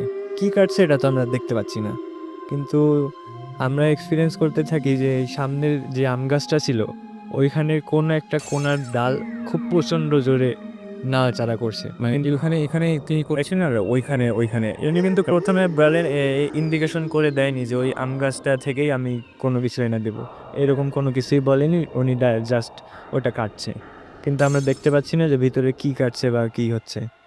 তারপর আমরা দেখতে পাচ্ছি ওই গাছের ডালটা নড়ছে, কিন্তু কোনো বাতাস টাতাস কিছুই নেই। তারপর যখন উনি বললো গামছাটা সরাতে, তো দেখলাম কিছু ডালপালা জমে আছে ওটার মধ্যে। তো বললো আম্মুকে এটা খাও। আম্মু বলে এটা খেয়ে তো আমি স্বাদ পাবো না, এটার মধ্যে তো আখের স্বাদ পাবো না। তো বাস জাস্ট অনেক রিকোয়েস্ট করার পর খায়। তো ওটা খাওয়ার পর তো আম্মু অবাক, এটা গাছের একটা আম গাছের ডাল, ওটা আখের স্বাদ কীভাবে আসতে পারে। দেখে ওটার মধ্যে সম্পূর্ণই আখের স্বাদ পেল এবং সে ওটা দেখে খুবই হতভম্ব, এটা কীভাবে সম্ভব। তারপর সো এরকম অনেক কিছু আপনাদের ঘটেছে। আচ্ছা, আপনার পাশে একজন দেখতে পাচ্ছি, ওনার নামটা একটু শুনি। আচ্ছা। লিসেনার্স, হ্যাঁ, হ্যালো লিসেনার্স, আমি সজীব। ওকে। আপনার তো ছোট, ছোট ঘটনা আছে। আমি একটু শর্টকাট শুনে ফেলি। হ্যালো লিসেনার্স, আমি সজীব। আমি আজকে আপনাদের সাথে একটা প্ল্যান চ্যাটের ঘটনা শেয়ার করব। মানে আমরা সবসময় এরকম শুনে থাকি যে প্ল্যান চেট অনেকেই করতে চান, কিন্তু প্ল্যান চেট আসলেই করলে কোনো সময় কোনো আসলে এরকম গুড সোল বা যেই সোলই বলি না কেন তারা আসে কিনা, আসলে এরকম কোনো ঘটনা ঘটে কিনা এটা নিয়ে আমরা ঠিক জানি না। কিন্তু আপনি শিওর আপনি আমাদেরকে মানে একদম নিশ্চিত করছেন, অ্যাসিওর করছেন যে এরকম ঘটনা ঘটেছে? হ্যাঁ। আচ্ছা, কাদের সাথে ঘটেছে এটা? এটা আমার কিছু ফ্রেন্ডসদের সাথে ঘটেছে। আমার ৪ জন ফ্রেন্ডস, ওরা ঠিক করেছিল প্ল্যান চ্যাট করবে। তো ওরা প্ল্যান চ্যাট করার জন্য একটা রুম ওরা প্ল্যান চ্যাট করার জন্য একটা রুমে ওরা ৪ জন বসেছিল। তো করার জন্য ওরা আ একটা হার্ডবোর্ডের মতো, একটা সাদা হার্ডবোর্ডের মতো, ওটা ওটা ৪ কোণা। তো ওখানে ওরা ৪ জন ৪ কোণায় বসেছিল। আর চারদিক থেকে ৪ টা মোমবাতি ওরা জ্বালিয়ে রেখেছিল। তো তারপর ওরা শুরু করলো ওদের প্ল্যান চ্যাট। তো হচ্ছে ওই ওরা ওদের যে পিচবোর্ডটা ছিল ওটার মাঝখানে একটা সার্কেল এঁকেছিল। তো ওটার মাঝখানে একটা কয়েন রাখা ছিল। আর বাম পাশে ইয়েস লেখা ছিল, ডান পাশে নো লেখা ছিল। ওকে। ওকে। তো ওদের ইন্টেনশন ছিল ওরা ওদের সামনে এইচএসসি পরীক্ষা ছিল। তো ওদের ইন্টেনশন ছিল যে ওরা এইচএসসির কোয়েশ্চেন বের করবে। খুব ভালো ইন্টেনশন। তো তারপর ওরা বই নিয়ে বসেছিল। ওরা একটা ওদের ইন্টেনশন ছিল যে একটা করে কোয়েশ্চেন করবে, ওটা কয়েনটা ইয়েস অথবা নিতে যাবে। তো তারপর ওরা বেশ কিছুক্ষণ ওদের করে যাচ্ছে, ওদের মেডিটেশন চালিয়ে যাচ্ছে। তো হঠাৎ করে দেখা গেল যে রুমে একটা পিকচার টাঙানো ছিল, এই পেরেকে একটা পিকচার টাঙানো ছিল। তো হঠাৎ করে ওই পিকচারটা পড়ে গেল। পিকচারটা এমন না যে যদি কোনো একটা ওয়াল থেকে পিকচার পড়ে যায় তাহলে ওটা ওয়াল ঘেঁষে পড়ে যাবে, কিন্তু এমন হলো না। হলো যে পিকচারটা মনে হচ্ছে যে কেউ ধাক্কা দিয়ে ফেলে দিল, মানে জোরে পুশ করেছে। কেউ ফেলে দিল। তো তারপর এটা দেখে ওরা বেশ ভয় পেয়ে গেল। তবে হঠাৎ করে জানালা খুলে গেল। জানালা খুলে বাইরে থেকে প্রচুর বাতাস আসতে শুরু করলো। আর একদম পুরো ঝোড়ো হাওয়ার মতো অবস্থা। বাইরে থেকে পাতা এসে পুরো ঘরটাও ভরে গেল। আর ওরা বেশ ভয় পেয়ে গিয়েছিল। আর হঠাৎ দেখতে পেল যে জানালার সামনে একটা সামহাও কিছু একটা ফিগার ওরা ওখানে দাঁড়িয়ে ছিল। তো ওরা এটা দেখে এত ভয় পেয়ে গিয়েছিল ওরা রুম থেকে এক ক্লাস বেরিয়ে গিয়েছিল। ওরা প্ল্যান চ্যাট শেষই করতে পারেনি। শেষ না করেই প্ল্যান চ্যাট না করে ওরা বের হয়ে গিয়েছিল। আর ওদের মধ্যে একজনের কিছু প্রবলেম হয়েছিল। ওর বেশ জ্বরে আক্রান্ত হয়েছিল। বেশ কয়েকজন ওর জ্বরে আক্রান্ত ছিল। তো এই ঘটনা ছিল। ওকে। সো আমি এই প্ল্যান চেট করার এই ব্যাপারটা একটা ছোট্ট কথা বলতে চাই। সেটা হচ্ছে যে একটা জিনিস আমরা ম্যাজিকে সবসময় শুনি যে ম্যাজিকে একটা জিনিস ভ্যানিশ করে দেয়া বা ম্যাজিকে একটা জিনিস ভ্যানিশ করে দেওয়াটা খুব মানে যতটা বেশি কঠিন, তার চাইতেও বেশি কঠিন সেটা আবার ফিরিয়ে নিয়ে আসা। মানে ম্যাজিকে আপনি একটা জিনিস নাই করে দিলেন, তারপরে সেটাকে আবার যদি ফিরিয়ে নিয়ে আসতে চান, সেটা খুব টাফ একটা ব্যাপার হয়। আর আমার কাছে আমি অনেকের কাছে শুনেছি যারা এই যে সমস্ত প্ল্যান চেট করেন বা এ ধরনের ঘটনার সাথে জড়িত, তারা অনেকে বলেন এরকমভাবে যে আত্মা নিয়ে আসা হয়তো কোনো সময় সম্ভব হলে হতেও পারে বা কেউ হয়তো চেষ্টা করে আত্মা নিয়েও আসতে পারে। কিন্তু সবচাইতে ডিফিকাল্ট হচ্ছে আত্মাটাকে আবারও ফেরত পাঠানো। সে যদি আপনার সাথে থেকে যেতে চায়, তাহলে সেটা খুবই ডিফিকাল্ট হবে। তার সঙ্গে মানে তাকে আপনার স্বাভাবিক জীবনে এরকম একটা অস্বাভাবিক ব্যাপারকে স্থান দেয়া কতটুকু আপনাদের জন্য মানে কি বলবো যে স্বস্তিদায়ক হবে? I don't know. আরো একটা ঘটনা শুনবো। আপনার কোনো ঘটনা আ আছে? আচ্ছা, জি। Okay dear listeners, it's eon again. এবারের ঘটনাটা আমার ফ্রেন্ডের কাজিনের, ও আমার ফ্রেন্ডের কাজিন সূত্রে পরিচয়, নাদিম নাম। তো ওর ঘটেছিল এবং এটা ঘটেছিল এবার এই রমজানের প্রথম রমজানে। তো ওর দাদার মৃত্যুবার্ষিকী ছিল। ওদের দাদার মৃত্যুবার্ষিকী উপলক্ষে ওরা তখন গ্রামের বাড়ি গিয়েছিল। বাড়িটা ছিল বরিশালের ভাষাঞ্চলের একটা গ্রামে ভিতরে, বেশ প্রত্যন্ত গ্রাম ওইটা। তো ওখানে বাদাসও ছিল মিলাদ এবং প্রথম রোজা যেহেতু, তো ইফতারের একটা ভালো আয়োজন ছিল। তো ওদের জায়গাটা এরকম ছিল যে আমি ওর কাছ থেকে যা শুনেছি, ওদের বাসা থেকে মানে গেটের কাছে আসলেই একটা মসজিদ, একটা ছোট কাঁচা রাস্তার ওই পারে পুকুর, আর মসজিদটার একটু সামনে 3টা কবর। তো কবর 3টা হচ্ছে ওর দাদার, দাদির এবং একটা হচ্ছে ওর চাচির কবর। এটা কবরস্থান ঠিক না, পারিবারিক কবরস্থান বলা যেতে পারে। তো এরকম। আর ওই চাচির কবরটা খুব একটা আগের না, 6 মাসের মতো হয়েছে, যাই হোক। তো বাদাসরে ও মিলাদ অ্যাটেন্ড করলো, দাদা মৃত্যুবার্ষিকীর মিলাদ। দেন তারপরে ইফতারের টাইমটায় জাস্ট ঘটনাটা ঘটেছিল ইফতারের মানে মাগরিবের আজান দেওয়ার কিছুক্ষণ আগে। ও মিলাদ পড়ে ইফতারের আয়োজন করে অনেক কাজকর্ম সেরে ও আজান দেওয়ার 5-7 মিনিট আগে জাস্ট সময় পেল অজু করার। তো ও অজু করতে ওই গেটের বাইরে মসজিদের উল্টা সাইডে যে পুকুরটা ছিল, সেই পুকুরের কাছে সে যায় অজু করার জন্য।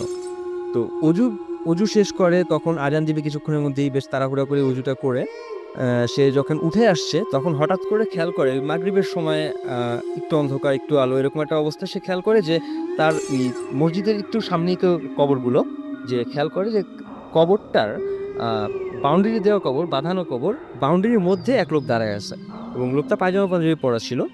তো কিন্তু উল্টা দিকেই ফিরেছিল, সে লোকটার ফেস দেখতে পাচ্ছিল না, যে লোকটা কে বুঝতে পারতেছিল না। বাট ওর কাছে অবাক লাগছে এরকম, মানে দাঁড়ানোর ভঙ্গিটা দেখলে মনে হয় যে তিনি কবর জিয়ারত করছেন, এটা হইতেই পারে কারণ তার আজকে মৃত্যুবার্ষিকী, কবর জিয়ারত কেউ করতেই পারে। কিন্তু অবাক লাগছে এটা যে বাউন্ডারির ভিতরে কেন, আর কবর জিয়ারত তো মানুষ সাধারণ বাঁধানো জায়গাটার বাইরে দাঁড়ায় করে, উনি কবরের বাঁধানো জায়গার ভিতরে দাঁড়িয়েছিলেন। তো একটু পরে লোকটা ঘুরে ওর দিকে তাকায় এবং জাস্ট যখন তাকায়, ও মাই গড, মানে that was the main scary thing, যে ও সবচেয়ে ভয় পেয়ে যায় যে ও যেটা দেখে সে লোকটা ছিল ওর দাদা, অ্যাকচুয়ালি যার মৃত্যুবার্ষিকী সেদিন ছিল। আর ওর দাদা মারা যায়, ও খুব ছোট তখন ছিল সেই সময়। তো ওর দাদার তেমন কোনো স্মৃতি ওর মনে নাই, ও দাদা বলতেও যা বুঝে জাস্ট এই ছবির স্মৃতিগুলাই, কিন্তু এই যাকে সে ছবি ছাড়া তেমন তার লাইফে দেখেইনি বলতে গেলে, সেরকম মানুষকে, এবং যে মৃত তার আজকে মৃত্যুবার্ষিকী, তাকে হঠাৎ করে তাই কবরের সামনে দেখা, সে প্রচণ্ড ঘাবড়ে যায়। এবং এরকম একটা সময় সে ঘরে দৌড়ে চলে যাবে ভয় পেয়ে, এরকম একটা সময় সে হঠাৎ নোটিস করলো যে তাকে হাত ইশারায় ডাকছে তার দাদা। আরও ভয় পেয়ে যায়, সে জাস্ট কোনো রকম টাইম ওয়েস্ট না করে দৌড়ে ঘরের ভিতর চলে যায়।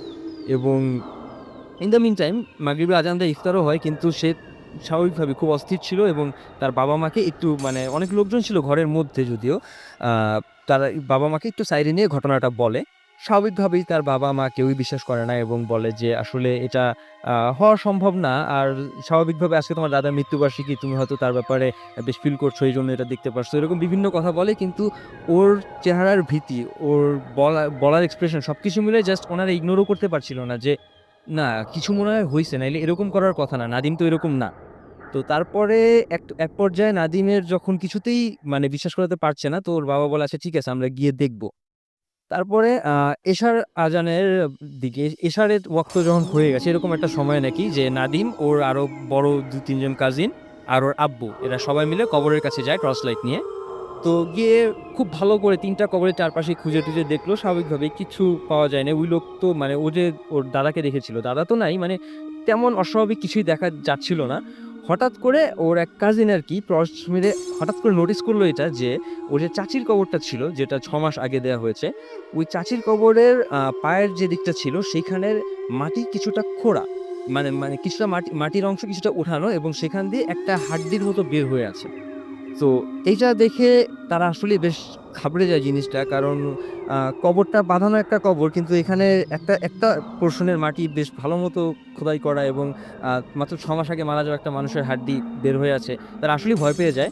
তো এরপরে তারা নাদিমের সাথে এটা নিয়ে কোনো ডিটেল ডিসকাশনে যায়নি যে তুমি যা দেখছো তার ঠিক বা তা ভুল। তারা জাস্ট ওইখানেই অফ হয়ে যায়। তারা বাসায় আসে এবং পরের দিন পারিবারিক উদ্যোগে কবরটা ঠিক করা হয়। কিন্তু মুরব্বিদের মাথা থেকে জিনিসটা যাচ্ছিল না। এই পুরা রমজান জুড়েই ও বলল যে ওর যারা মুরব্বিরা আছেন বা এলাকার মুরব্বিরা আছেন, ওনারা এটা নিয়ে অনেক আলোচনা বিলোচনা, অনেক ডিসকাশন করেছেন এবং বেশ কিছু হুজুরের কাছেও এটা বলা হয়েছে এবং এ সম্পর্কে ব্যাখ্যা চাওয়া হয়েছে। তো স্থানীয় কিছু হুজুর এরকম একটা ব্যাখ্যা দিয়েছেন যে হ্যাঁ, ও নাদিম সম্ভবত তার দাদাকেই দেখেছে, অ্যাকচুয়ালি দাদার রুহুকে দেখেছে। এটা স্থানীয় হুজুরদের মতামত যে তার দাদার রুহুকেই হয়তো দেখেছে।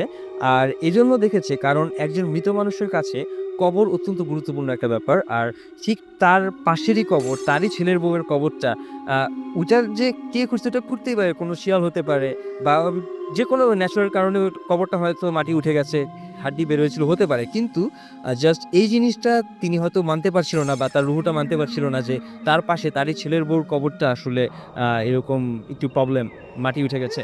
সো এটার জন্যই হয়তো তিনি এই মেসেজটা দেওয়ার জন্যই হয়তো তার এক্সিস্টেন্স দিয়েছিলেন, এবং তারা অনুমান করে নিয়েছে যে হাতি ছাড়াই হয়তো এই জন্যই ডাকছিলেন তাকে বলে দেওয়ার জন্য যে এটা ঠিক করতে। অলরাইট। আমরা তার আগে একটা ছোট্ট ঘটনা পড়ে আসি এবং যারা রোডে আছেন তাদের জন্য এই ঘটনাটা অনেক বেশি ইন্টারেস্টিং হবে, আই হোপ। লিখেছেন, ভাইয়া আমার বাড়ি বগুড়া শেরপুর থানার চান্দাই কোনায়। গত জুলাই মাসের এক সপ্তাহে আপনাদের অনুষ্ঠানের একজন গেস্ট এসেছিলেন যিনি বাইক দুর্ঘটনায় অসুস্থ অবস্থায় আপনাদের স্টুডিওতে উপস্থিত হয়েছিলেন। হ্যাঁ, সত্যিই তিনি ফিজিওথেরাপি নিচ্ছিলেন ওই সময়। তারপরেও তিনি অনেক কষ্ট করে সবগুলো ফ্লোর পা দিয়ে ভেঙে তারপরে এখানে এসেছিলেন তার এক্সপেরিয়েন্স শেয়ার করার জন্য এবং তিনি একটা ভয়াবহ অ্যাক্সিডেন্টের সম্মুখীন হয়েছিলেন এবং আজকে আমাদের সাথে যিনি এই ঘটনাটা শেয়ার করেছেন, সেই ঘটনাটাও মানে চান্দাইকোনা থেকে যিনি ঘটনাটা শেয়ার করেছেন, তারও ঘটনাটা অনেকটা সিমিলার। সো এখানে তিনি লিখছেন যে উনি নওগাঁ থেকে ঢাকায় আসার পথে যে জায়গায় তার বাইকের পিছনে তিনি একটা শ্যাডো অনুভব করেছিলেন। আসলে শ্যাডো না ঠিক। তিনি বাইক চালিয়ে লং রুটে আসছিলেন ঢাকায় একটা ফ্রেন্ডের বিয়ে অ্যাটেন্ড করার জন্য এবং সেই মুহূর্তে তার মনে হচ্ছিল বারবার করে যে বাইকে তার পেছনে ঠিক পেছনেই কেউ বসে আছে এবং প্রচণ্ড অস্বস্তি লাগছিল। একসময় তিনি একটা বাসকে ওভারটেক করেন এবং সেইখানে বাসটাকে ওভারটেক করে বাসের সামনে যান যাতে আলোটা এসে তার পিছে পড়ে। এরকম একটা ঘটনা ঘটেছিল। তো যাই হোক তিনি বলছেন যে এখন যিনি আমাদের ইমেইলটা করেছেন তিনি বলছেন যে ওই নওগাঁ থেকে ঢাকায় আসার পথে যে জায়গায় তার বাইকের পেছনে একটা কোনো কিছু একটা অনুভব করেছিলেন সেই জায়গার নাম শেরুয়া বটতলা। মানে উনি একদম নির্দ্বিধায় এটা বলে ফেলেছেন। আমি জানি না যে তার সাথে একটু মানে আরেকবার তার সাথে কথা বলতে পারলে ভালো হতো। বাট তিনি বলছেন যখন আমরা শুনি যে কি আছে ব্যাপারটায়। আচ্ছা, এবং তিনি বলছেন সেই জায়গায় একটা সাইনবোর্ড আছে যার শিরোনামে লেখা আছে, "এখানে জীবন দিয়েছে যারা।" আর এর নিচেই এই জায়গায় বিভিন্নভাবে মারা গেছে যারা তাদের নাম লেখা আছে। এই শেরুয়া বটতলায় নাকি একসময় বিশাল বটগাছ ছিল এবং এই বটগাছের নিকট নাকি একটা মাজারের মতো কবর ছিল। কিন্তু বিশ্ব রোড সম্প্রসারণের সময় বটগাছটা কেটে ফেলা হয় এবং কবরের ওপর দিয়ে রাস্তা তৈরি হয়। খোঁজ খবর নিয়ে জানা যায় ওই বটগাছের নাম অনুসারেই সেই জায়গার নামকরণ করা হয় শেরুয়া বটতলা। এই জায়গাটিতে যত ভালো করেই রাস্তা তৈরি করা হতো না কেন তা বেশিদিন টিকতো না এবং বড় বড় গর্ত হয়ে থাকতো। এমনও শোনা যায় যে রাস্তা সারানোর জন্য ওই এলাকায় বড় বড় ক্ষমতাবানরাও নাকি নানা রকমের স্বপ্ন দেখতে পেতেন। কিছুদিন আগে ওই জায়গায় মানে একটু ওই জায়গায় যেটা হয়েছিল সেটা হচ্ছে অনেক উঁচু করে রাস্তা তৈরি করা হয় এবং তিনি বলছেন যে আমি নিজেও যখন ওই রাস্তায় বাইক নিয়ে যাই তখন চোখে ঘুম ঘুম ভাব এবং শরীরে কেমন একটা অলসতা অনুভব করি। যে ভাইয়াটা আপনাদের স্টুডিওতে গিয়ে ঘটনাটা বর্ণনা করেছিলেন ঠিক একই ঘটনা আমার বন্ধুর সাথেও হয় গত বছর। কিন্তু সে অনুভব করে যে তার পেছনে কেউ আছে এবং সে একটা কাছাকাছি ওই হাইওয়ের একটা রেস্টুরেন্টে ঘোগা বটতলা নামক একটা জায়গা আছে বেশ ফাঁকা। সেখানে সে দেখতে পায় একজন বৃদ্ধ রাস্তা পার হচ্ছে কিন্তু ব্রেক করলে দেখা যায় যে রাস্তায় কেউ নেই। এভাবে বেশ কয়েকটি রাউন্ড পার হবার পর শেষ পর্যন্ত সে বাইক সহ খালে গিয়ে পড়ে। ঠিক একই জায়গায় এই বছর মার্চ মাসে আরেকটা তিনি বলছেন যে আমার আরেক বন্ধুসহ সিএনজি নিয়ে বাড়ি ফিরছিলাম। হঠাৎ করে কোথায় থেকে যেন প্রচণ্ড কুয়াশা এসে পড়ে সিএনজির সামনে। এক হাত দূরে কি আছে সিএনজির লাইট জ্বালানো থাকলেও তা দেখা যাচ্ছিল না। এমনকি রাস্তা যে বড় বড় গাড়ি চলছে তাদের আলোও দেখা যাচ্ছিল না। আমাদের সিএনজি চালক গাড়ি দাঁড় করিয়ে রাখলে সামনে কুয়াশার মাঝে কেউ একজন খুব দ্রুত বাঁদিকে নেমে যায় এবং তার পিছে পিছে কুয়াশাটাও কেটে যায় এবং আমরা দেখতে পাই যে আমাদের সিএনজিটি ব্রিজের পাশে বড় একটা ভাঙার সামনে দাঁড়িয়ে আছে। রাস্তায় আমাদের মতো আরও ২-৩টা গাড়ি দাঁড়িয়ে আছে। বলা বাহুল্য যে সেদিন আকাশে কোনো মেঘ ছিল না এবং ভালো গরম পড়েছিল। কি হয়েছে জিজ্ঞাসা করলে বগুড়াগামী ট্রাকের ড্রাইভার বলে যে তার গাড়ি হঠাৎ করে বন্ধ হয়ে গিয়ে কুয়াশা মানে বন্ধ হয়ে গিয়েছে এবং কুয়াশা এসেছে। কিন্তু আসলে এই সময় কোথা থেকে কুয়াশা আসতে পারে বা আমাদের গাড়ির সামনে যে শ্যাডোটা নেমে এসেছিল সেটা কি আমরা জানি না। তিনি এই ঘটনাটা পড়ে শোনাবার অনুরোধ করেছিলেন। আমার কাছে অনেক ইন্টারেস্টিং লেগেছে। সো আমিও পড়ে শোনালাম এবং আই হোপ যে আপনাদের সবারই ঘটনাটা বেশ মানে অদ্ভুত ধরনের লেগেছে। কারণ আমার কাছে খুব অদ্ভুত আরও মানে যে গেস্ট রয়েছেন ১ম যিনি আপনাদের সাথে শেয়ার করেছিলেন ঘটনা তার কাছে যাব। তার একটা ছোট্ট ঘটনা আছে। সেই ঘটনা একটু শুনে আসি। প্লিজ আপনার ঘটনা একটু বলবেন। আবার আপনার নাম বলতে হবে কষ্ট করে। যেহেতু আমাদের এখানে আসলে ক্যামেরা দিয়ে দেখানোর মতো কিছু নাই। সুতরাং চেহারা বোঝা যায় না। আপনার কণ্ঠস্বর এবং আপনার নামই আপনার পরিচয়। Hello audience, this is Mithun again. Actually এই এক্সপিরিয়েন্সটা শেয়ার করার আগে আমি ছোট্ট একটা কথা বলে নেই। মানে অনেকেই আস্ক করেন যে আসলে ঘটনাগুলা কি সত্যি কিনা। তো এ সম্বন্ধে আমার একটা মানে পার্সোনাল কমেন্টস হলো যে জিনিসগুলো একটা সময় পর্যন্ত আমিও খুব একটা সিরিয়াসলি নিতাম না এবং এখনও যে খুব একটা মানে সিরিয়াসলি নিচ্ছি বিষয়টা তা না। তবে আমি একটা জিনিস অন্তত বিলিভ করি there are lot of thing between heaven and earth. Okay, যেগুলো সব definitely this is very true. হ্যাঁ, যেগুলো সব কিছুর এক্সপ্লেনেশন আমরা জানি আসলে। সো আমি ওরা গল্পে চলে যাচ্ছি মানে এই ঘটনায়। এই ঘটনাটা হলো আমার অনেক ছোটোবেলার, তখন আমি ক্লাস 4-5 পড়ি। এই রোজার শেষের ঠিক এই টাইমটার মতোই রোজার শেষের দিকে তো আমার ফুপি এবং চাচিরা সবাই মানে আমাদের বাসায় এসছে, ঈদ করবে একসাথে এই উপলক্ষে। চাচা, চাচি, ফুপি, ফুপা অনেকে এসছে। তো আমি মানে একদিন মানে সেহরির আগে সবাই মানে আমি ঘুমিয়ে আছি। তো আমার এক ফুপি মানে আমার যেটা আগে হয়েছিল আমি সেটা বলি যে, হঠাৎ করে ঘরের ভিতর প্রচণ্ড চিৎকার চেঁচামেচি শুনতে পাচ্ছি আমি। যে মহিলা কণ্ঠে ৪-৫ জন মহিলা চিৎকার করছে। এর ভিতর কেউ গালি দিচ্ছে, কেউ সুরাকারাত পড়ছে। তো মানে জিনিসটা আমি ১ম উঠে ভয় পেলাম যে ডাকাত-টাকাত পড়লো কিনা? যে এইভাবে চিৎকার করছে কেন? তো পরবর্তীতে যেটা জানতে পারলাম যে আমার এক ফুপি উনি বারান্দায় দাঁড়িয়ে দাঁত ব্রাশ করতেছিল। তো উনি দেখতে পাচ্ছিলেন যে আমাদের ওখানে একটা মানে মুরগির খোপের মতো ছিল যে সিমেন্টের দোতলায়, মানে দোতলার মুরগির খোপ। ওটা মানে নিচতলায় হাঁস পালা হতো, আর উপর তলাটায় মুরগি পালা হতো। তো ওইটার সামনে এক মহিলা পায়চারি করছিল এবং মহিলাটা ওনাকে দেখার পর ওনার দিকে তাকিয়ে অদ্ভুত একটা হাসি দিয়েছিল এবং ওই হাসি দেওয়ার সময় ওই মহিলার মুখে ফেনার মতো ছিল। আচ্ছা। তো এই জিনিসটা দেখে উনি প্রচণ্ড ভয় পেয়ে চিৎকার করে এবং সাথে আমার অন্যান্য ফুফু এবং চাচিরা ছুটে আসে, ও দাদি ছুটে আসে। তারাও দেখে তারাও প্রচণ্ড ভয় পেয়েছে এবং তারা একসাথে চিৎকার করে। এবং পরবর্তীতে আমার চাচা, বাবা মানে যারা উঠছে তাদের চিৎকার চেঁচামেচি উঠার পরে টর্চ লাইট নিয়ে ওখানে গেছে। যেয়ে দেখা যায় কিছু নাই। তবে আমার যে ফুপি মানে যারা দেখছে তাদের ভাষ্যমতে যে চিৎকার চেঁচামেচি একটা পর্যায়ে ওই মহিলার খোপের পিছনে চলে গেছিল। তারপর বাট এটা আপনাদের বাসার সবাই দেখেছে? মহিলারা সবাই দেখেছে, পুরুষরা কেউ দেখেনি। আচ্ছা, মহিলারা সবাই দেখেছে ব্যাপারটা। এটা খুব অদ্ভুত ব্যাপার যে শুধু মহিলারাই দেখতে পেয়েছে বাট এবং উনিও মহিলাই ছিল। হ্যাঁ, উনিও মহিলাই ছিলেন এবং মানে তিনি যেভাবে উপস্থিত হয়েছিলেন বা সামনে এসেছিলেন সেই ব্যাপারটা তো বেশ উইয়ার্ড ছিল। অবশ্যই উইয়ার্ড ছিল। মানে ওইভাবে তাকিয়ে একটা মানে মুখে ফেনা এবং হাসতেছে একটা মহিলা যে আরেকজনের দিকে তাকিয়ে। রাইট। সো এরকম অনেক কিছুই আসলে ইনফ্যাক্ট ঘটে আমাদের চারপাশে এবং আমরা সেগুলোর কোনো ব্যাখ্যা দাঁড় করাতে পারি না। সেগুলো আমরা অনেক সময় বুঝতেও পারি না। সেগুলো সম্পর্কে আমাদের আইডিয়াও খুব কম থাকে এবং আমি জানি না যে আসলে ঘটনাটা মানে কিভাবে এক্সপ্লেইন করবেন আপনারা। আপনি যেরকম বললেন যে আপনাদের বাসায় একজন বুয়া কাজ করতেন হ্যাঁ, এবং বুয়ার ঠিক একটা ঘটনা আছে। হ্যাঁ, মানে এটা আমি একদম ছোট্ট করে শুনতে চাই যেহেতু সময় হ্যাঁ, তাহলে আমি মোটামুটি ইয়নকে দিয়ে শুরু করি যে আপনি বলে ফেলতে পারেন যেহেতু একবারে শুরু করছেন বলে ফেলতে পারেন। একদম ছোট করে যেহেতু ছোট্ট করে ছোট্ট করে বলি। হ্যাঁ, তুমি একদম ছোট করে বলেন। একদম না অসুবিধা নেই বলেন। আচ্ছা। বিষয়টা হলো যে আমাদের আর ইয়নদের বাসায় একই বুয়া কাজ করতো, ছুটা বুয়া। তো আমাদের বাসায় কাজ করে ওদের বাসায় চলে যেত। তো বুয়ার একটা প্রবলেম ছিল যে বুয়ার বাঁ পায়ে একটু প্রবলেম ছিল, যার ফলে উনি একটু খুঁড়িয়ে হাঁটতেন। তো এই খুঁড়িয়ে হাঁটার ফলে ওনার মানে আমাদের বাসায় ২ বাসায় যাওয়ার মাঝখানে বড় একটা রাস্তা ছিল, বিজি রাস্তা। এই রাস্তাটা পার হতে ওনার খুব প্রবলেম হতো।